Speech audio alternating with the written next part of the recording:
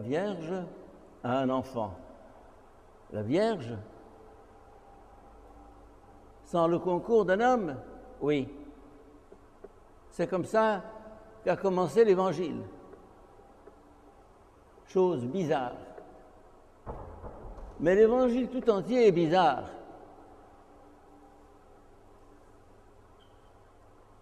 De l'eau se change en vin. L'infirme peut marcher. L'aveugle voit le jour. Les sourds sont délivrés. Mais c'est de l'utopie. Eh bien, justement, le Christ, je crois, est venu installer l'utopie dans l'histoire. Le christianisme est une utopie, c'est-à-dire un rêve impossible. Le Christ a rêvé d'un monde qui nous paraît irréaliste, irréel. Et c'est parce qu'il a rêvé ce monde irréel qu'il est en train lentement de faire son chemin dans les cœurs et dans les consciences. Quelques exemples. L'esclavage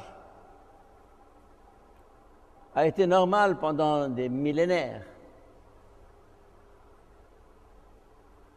Il est encore pratiqué aujourd'hui au nord de la Syrie et en Irak. Vendre des êtres humains, les acheter, comme on achète une marchandise. Il a été aboli un jour. La force de l'Évangile a triomphé de cette habitude odieuse de vendre des êtres humains. Et nous trouvons ça normal. L'utopie est devenue réalité.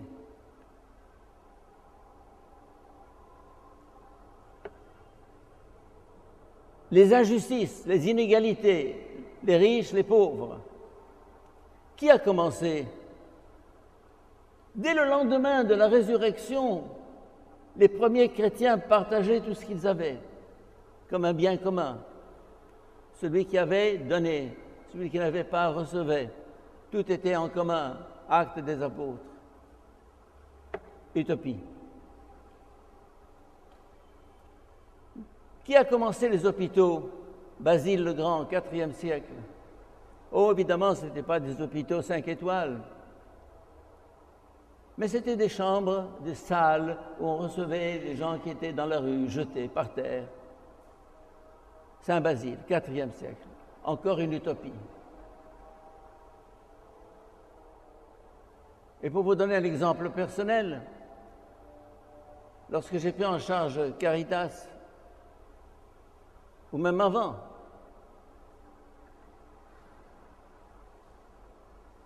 j'ai constaté qu'il y avait à la porte d'Alexandrie des lépreux,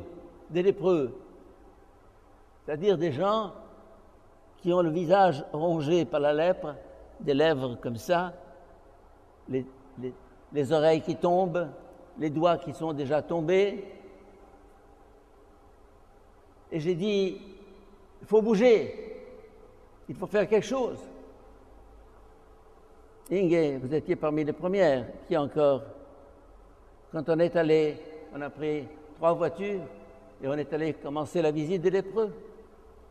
Ils étaient environ 250 000 en Égypte.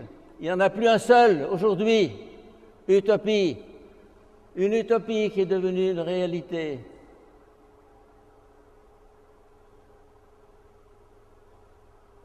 Mes chers amis, il ne faut pas regarder sous ses pieds, devant soi. Il faut regarder loin.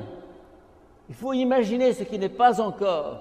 Et parce qu'on l'imagine, ce sera. L'utopie d'aujourd'hui, c'est la réalité de demain. Les pionniers, ceux qui ont fait avancer l'histoire, ceux qui ont fait bouger l'humanité, ce sont des visionnaires qui ont imaginé l'impossible. Et cet impossible est devenu possible. Mes chers amis, misez votre vie sur l'utopie.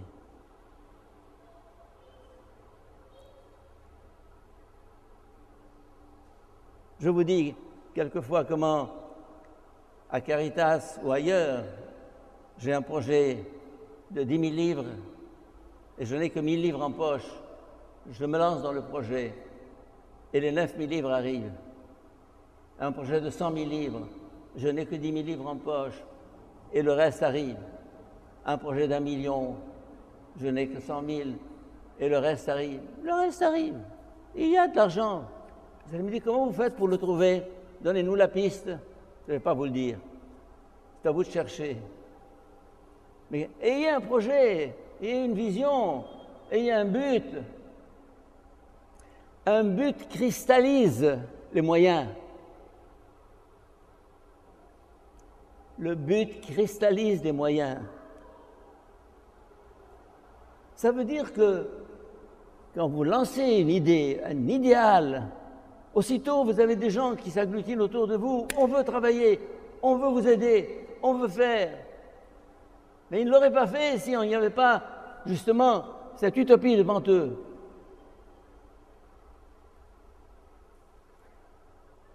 Ça, mes chers amis, c'est l'Évangile. L'Évangile est une utopie. Et aujourd'hui, dans le texte que nous avons entendu, Jésus nous dit, si vous aviez de la foi comme un grain de moutarde, qui est une petite graine minuscule, minuscule, minuscule, si vous aviez de la foi comme ça, vous diriez à cet arbre, déracine-toi, un arbre, et plante-toi dans la mer, et cela serait. Ça paraît étrange, évidemment. Il y a une part d'exagération, c'est très figuré dans l'Évangile. Mais il veut dire, à celui qui croit, l'impossible devient possible. Croire. Croire en quoi? Croire à qui? Vous allez me dire croire à Dieu.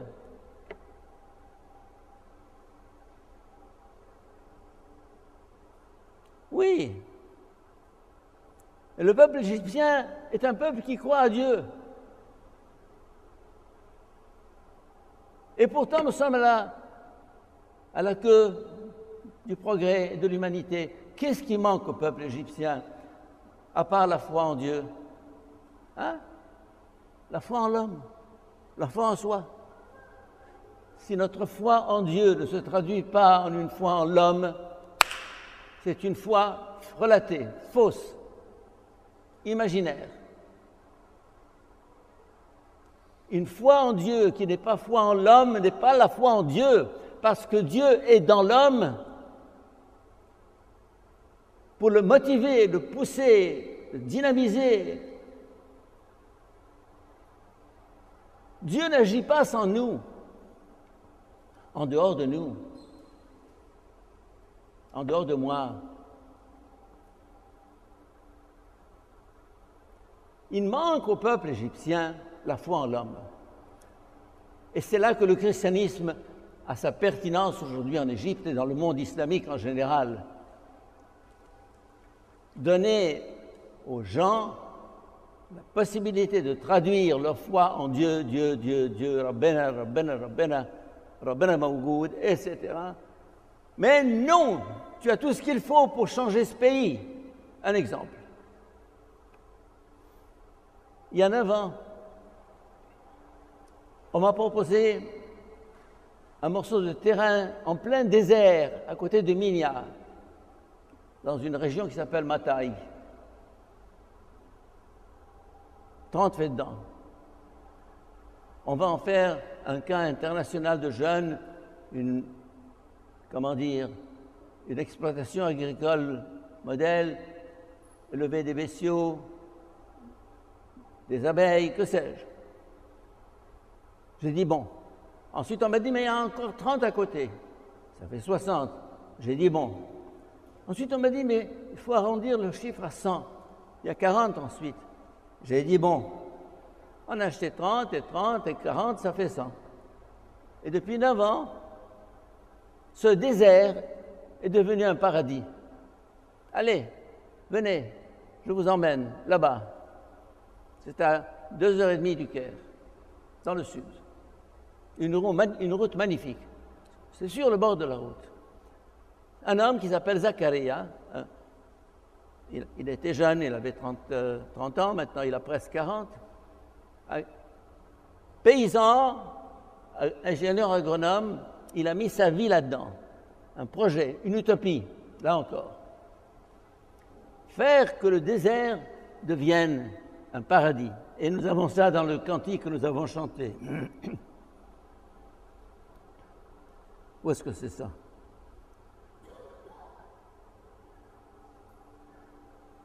Il ne faudrait qu'un brin de foi et vous verriez les arbres dans la mer, les déserts pleins de fleurs, les moissons en hiver, les greniers qui débordent. Du blé, des goyaves, des grenades, des tomates. Ça vous intéresse? Venez ramasser des tomates. Envoyez vos enfants. Une utopie, un désert de sable. On a creusé un premier puits, un deuxième puits, on a acheté un tracteur, 2 tracteurs, un camion, 2 camions, etc. Ça n'a pas été facile. Nous sommes endettés, oui. Je me suis endetté. C'est comme ça fait partie du jeu. Mais, voilà. Il faut que ça démarre. Et ça va démarrer, et ça démarre, et ça continue. Mes chers amis, précédez l'avenir, enjambez l'avenir. N'attendez pas que l'avenir vienne à vous. Faites-le, construisez-le, construisons-le ensemble. L'Égypte aujourd'hui est malade, dans une situation économique très difficile. Les défis sont énormes. Baisser les bras? Non. Chacun, chacune doit se dire, on s'y met, on y va. Encore, avant la messe, un Français est venu me trouver. Il fait partie de ce qu'on appelle les clowns sans frontières. Clown. Vous savez ce qu'est un clown? Bahlawan, yani. Un peu ce que fait le frère Atif ici avec les handicapés. Bahlawan. Bi'amel bahlawaniyat. Et ça met de la joie, ça change ces handicapés. Et il veut travailler, s'installer en Égypte, à Alexandrie. Il est là depuis 3 jours. Voilà, un type qui quitte la France pour s'installer ici, pour faire un travail dans ce pays qui cherche à monter, à remonter. Mes chers amis,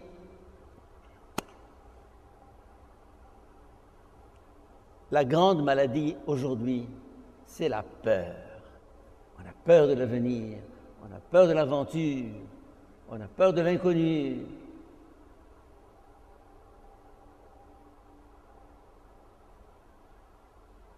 Et c'est là la pertinence de la foi. Jésus nous donne la foi. Il ne nous donne pas du poisson, il nous apprend à pêcher. Il nous dit, compte sur toi. Je t'ai donné tout ce qu'il faut pour que cette Égypte soit un paradis. Fais-le valoir. Je t'ai donné tout ce qu'il faut pour que ta vie soit pleine à ras-bord. Fais-le valoir. Etc. Nous avons un centre culturel, bon, le responsable est là. Comment faire que ce centre culturel contribue à changer notre Égypte? Ben justement, en changeant cette mentalité fermée, obtuse, la culture, la danse, le chant, les expositions, le cinéma, la discussion sur des livres, sur la révolution, sur la démocratie, sur la liberté, sur ce que vous voudrez. Et tout ça, ça change en profondeur l'Égypte. Moi, j'ai misé ma vie sur l'utopie. Je suis un fou.